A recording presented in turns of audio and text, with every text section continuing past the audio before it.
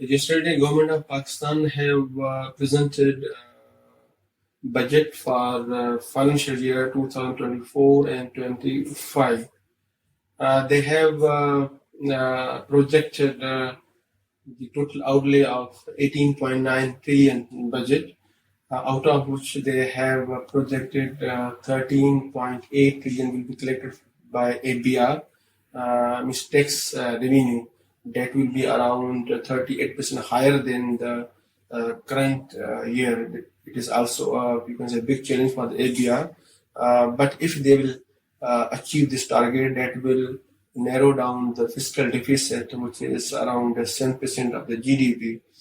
The government have announced the GDP target for financial year 2025 is 3.6 and set inflation target of 12%, which are achievable if the State Bank have maintained the same monetary policy that was in last year till June 2024.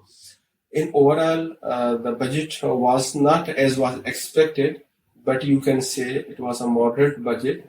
Mainly, the government have introduced advanced tax regimes in order to collect the amount from the taxpayers to support their execution, and they have also introduced penal actions or discouraging steps for the non-filers, such as they cannot travel abroad unless until they are going for the Hajj or Umrah or medical purposes, unless they have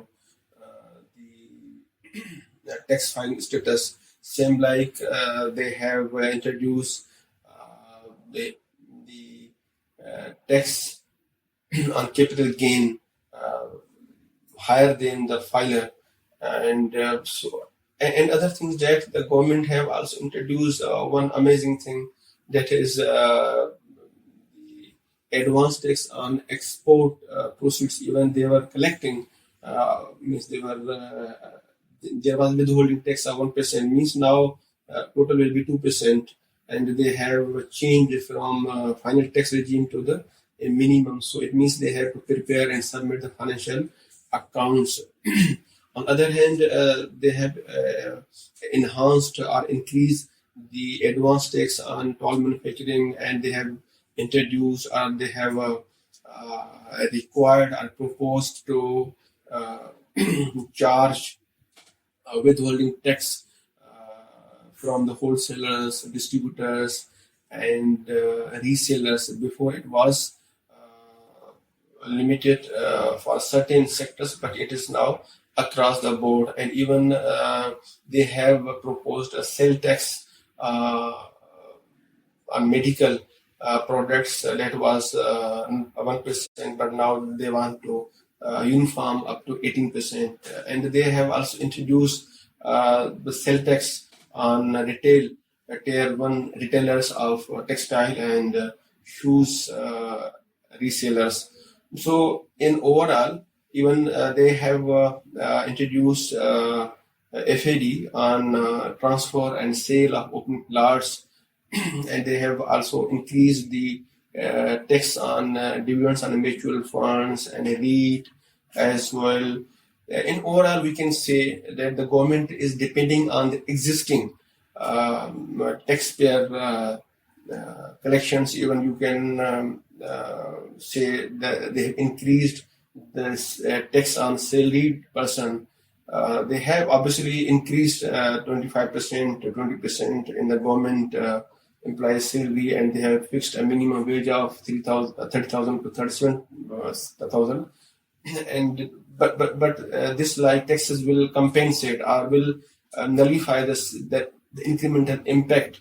And even they have proposed petroleum levy of around 20 rupees, and so they will not, you can say, give the relief to the poor people. There are a lot of challenges for the government, especially the IMF program.